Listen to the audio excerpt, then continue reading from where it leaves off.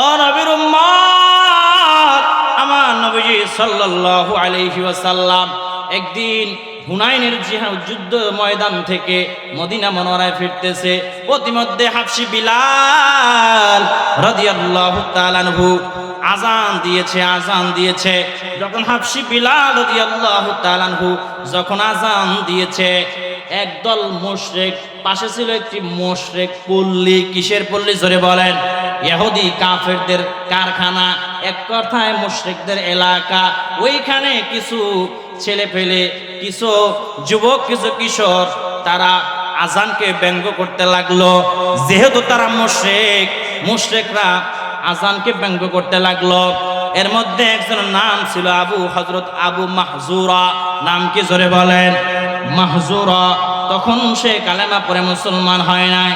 আজান যখন ব্যঙ্গ করতেছে, আমার নবীজি সাল্লাল্লাহু আলাইহি ওয়াসাল্লাম সাহাবায়ে কেরামদেরকে ডাক দিয়ে বললেন, ও সাহাবীরা, ওদেরকে ধরে নিয়ে আসো।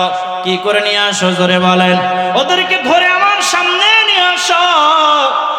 আমার নবীজি সাল্লাল্লাহু আলাইহি ওয়াসাল্লাম নিজে খেয়াল করে শুনলেন, ওইখানে যারা আজান ব্যঙ্গ করেছে, ওইখানে একজন যুবক আছে যার কণ্ঠ অনেক ভালো। আমার নবীজি বললেন, এখানে একজন যুবকের কণ্ঠ অনেক ভালো, আজান ব্যঙ্গ করেছে। সেই যুবককে হযরত আবু মাহজুরা রাদিয়াল্লাহু তাআলা আনহু হাত উঠায়া বলে, আমার কণ্ঠ ভালো। আমার নবীজি সাল্লাল্লাহু আলাইহি ওয়াসাল্লাম মাহজুরাকে বসায় রাখলেন, আর সবাইকে বললেন তোমরা চলে যাও। অন্য মুশরিকদেরকে বললেন তোমরা চলে যাও, সবাই তোমরা চলে যাও। মাহজুরাকে বসায় রাইখা আমার নবীজির নুরানি হাত মুবারক হযরত মাহজুরা রাদিয়াল্লাহু তাআলা আনহুর এইভাবে সামনে চুলের উপর আমার নবীজি রাখলেন।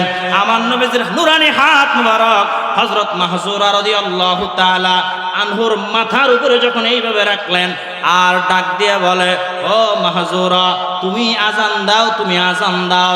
মাহজুরা ডাক দিয়া বলে, ইয়া রাসূলুল্লাহ, আমি তো আজান দিতে পারি না। বিলাল রাদিয়াল্লাহু তাআলা আনহু আজান দিচ্ছিল, ওই আজান শুনে আমি ব্যঙ্গ করেছি, আমার তো আজান মুখস্থ নাই। আমার নবীজি ডাক দিয়ে বলে, ও মাহজুরা, আমি যদি তোমাকে আজান শিখিয়ে দিই, তুমি কি আজান দিতে পারবা? বলে, হ্যাঁ আমি পারবো।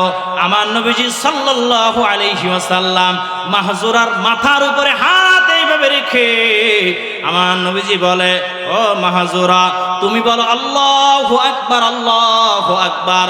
হযরত মাহজুরা রাদিয়াল্লাহু তাআলা আনহু আমার নবীজি সাল্লাল্লাহু আলাইহি ওয়াসাল্লাম যেইভাবে তালিম দিচ্ছে, হযরত মাহজুরা রাদিয়াল্লাহু তাআলা আনহু ওইভাবে আজান দিচ্ছে। আজান দিতে দিতে পুরো আজান শিখে ফেলেছে। জোরে বলেন সুবহানাল্লাহ। হযরত মাহজুরা ডাক দিয়া বলে, নবীজি সাল্লাল্লাহু আলাইহি ওয়াসাল্লাম যখন আমার মাথার উপরে নুরানি হাত মোবারক রাখলেন, আর যখন আজানের তালিম দিচ্ছিল, আমার পুরো ভিতরটা পরিবর্তন হয়ে গেছে। জোরে বলা যাবে কি সুবহানাল্লাহ? আমার নবীজি সাল্লাল্লাহু আলাইহি ওয়াসাল্লামকে মাহজুরা ডাক দিয়া বলে, ইয়া রাসূলুল্লাহ, ইয়া হাবিবাল্লাহ, আপনি আজান শিখাইলেন, আজানের তালিম আমাকে দিলেন, আমাকে এখন ছেড়ে দিলে হবে না। ইয়া রাসূলুল্লাহ, আপনি আমাকে পড়ায়া দেন, লা ইলাহা ইল্লাল্লাহু মুহাম্মাদুর রাসূলুল্লাহ, লা ইলাহা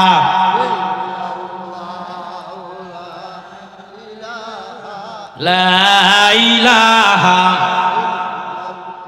জোরে লা ইলাহা, লা ইলাহা ইল্লাল্লাহু মুহাম্মাদুর রাসূলুল্লাহ সাল্লাল্লাহু আলাইহি ওয়াসাল্লাম। হযরত মাহজুরা রাদিয়াল্লাহু তাআলা আনহু কালেমা পড়ে মুসলমান হয়ে গেলেন। আমার নবীজি তাদেরকে কোনো ধমক দিলেন না, কিচ্ছু না, সুন্দরভাবে ডেকে এনে সামনে বসায়া। মাহজুরার কণ্ঠ যেহেতু ভালো, শুধু নুরানি হাত মুবারক মাথার উপরে রেখে শুধু আজানের একটু তালিম দিয়েছে, মাহজুরার পুরা ভিতরটা পরিবর্তন হয়ে গেছে। জোরে বলেন সুবহানাল্লাহ। আমার নবীজির নুরানি হাত মুবারকের বরকত আছে না নাই? আছে না নাই? হযরত মাহজুরা রাদিয়াল্লাহু তাআলা আনহু কালেমা পড়ে মুসলমান হওয়ার পর ডাক দিয়া বলে, ইয়া রাসূলুল্লাহ, ইয়া হাবিবাল্লাহ, আমাকে এখনো ছেড়ে দিয়েন না, আমাকে মক্কার হারাম শরীফের আমাকে ইমাম, আমাকে মুয়াজ্জিন বানায়া দেন, মুয়াজ্জিন বানায়া দেন। জোরে বলেন সুবহানাল্লাহ। হযরত মাহজুরা রাদিয়াল্লাহু তাআলা আনহুর কণ্ঠ এত বেশি মায়ার ছিল, এত বেশি মধুর ছিল, যখন আল্লাহু আকবার বলে যখন আযান দিতেন সবাই পাগল পারা হয়ে যাইতো। জোরে বলেন সুবহানাল্লাহ। ওই যে হযরত মাহজুরা রাদিয়াল্লাহু তাআলা আনহুর মাথার উপরে আমার নবীজি সাল্লাল্লাহু আলাইহি ওয়াসাল্লাম নুরানি হাত মুবারক রেখেছিল, যেই সামনে এই বরাবর যে হাত মুবারক রেখেছিল, হযরত মাহজুরা পিছন সাইডের চুল কাটতেন, পাশের চুল কাটতেন, কখনো সামনের চুল কাটেন নাই। কারণ হলো ওই চুলের উপরে আমার মায়ার নবীজি সাল্লাল্লাহু আলাইহি ওয়াসাল্লামের নুরানি হাত মুবারকের স্পর্শ লেগেছে। জোরে বলেন না সুবহানাল্লাহ। অন্য অন্য সাহাবীরা বলে, ও মাহজুরা, তোমার কি কষ্ট হয় না? তোমার চুল তো অনেক বড় লম্বা হয়ে গেছে, তোমাকে কেমন কেমন যেন লাগে। হযরত মাহজুরা ডাক দিয়া বলে, ও ভাইয়েরা শোনো, আমার এই সামনের চুলগুলোর উপরে আমার দয়াল নবীজি, মায়ার নবীজির নুরানি হাত মুবারকের স্পর্শ লেগেছে।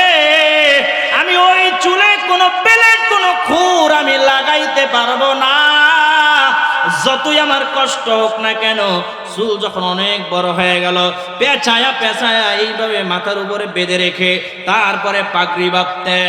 ওরে নবীর উম্মত হযরত মাহজুরা ওই চুলগুলো নিয়ে কবরে গিয়েছে, মৃত্যুর আগ পর্যন্ত ওই চুল কখনো আর কাটেন নাই। জোরে বলেন সুবহানাল্লাহ। কেমন মহব্বত করতেন নবীজিকে, এবং কেমন নবীজি সাল্লাল্লাহু আলাইহি ওয়াসাল্লামের কেমন হাতের মধ্যে, হাত মুবারকের মধ্যে কেমন রহমত বরকত ছিল। হাত শুধু মাথার উপরে রেখেছে, চুলের উপরে পুরো ভিতর পরিবর্তন হয়ে গেছে। সুবহানাল্লাহ বলেন, বরকত আছে না নাই? তাহলে ওই নবীজির সম্মান আজমতের আলোচনা শুনলে অনেকে বলে বিদআত, হেনও বিদআত, নবীজির শানেও বিদআত খুঁজে না। বুঝলাম না এত বিদআত, শিরকের ফতোয়া পায় কই? তা আমি বলি, তোরা শিরকের ফতোয়া না, খালি বিদআতের ফতোয়া দিতে দিতে গাঁটটি বান, এতে আমগো কিচ্ছু আসে যায় না। আমরা যারা নবীজিকে মহব্বত করি, ভালোবাসি, নবীজির সম্মান আজমতের আলোচনা আমরা করেই যাব। কোন বিদআত ফতোয়া আমাদেরকে দমাইতে পারবে না। ঠিক না বে? ঠিক জোরে বলো মুসলমান, জোরে ঠিক কিনা?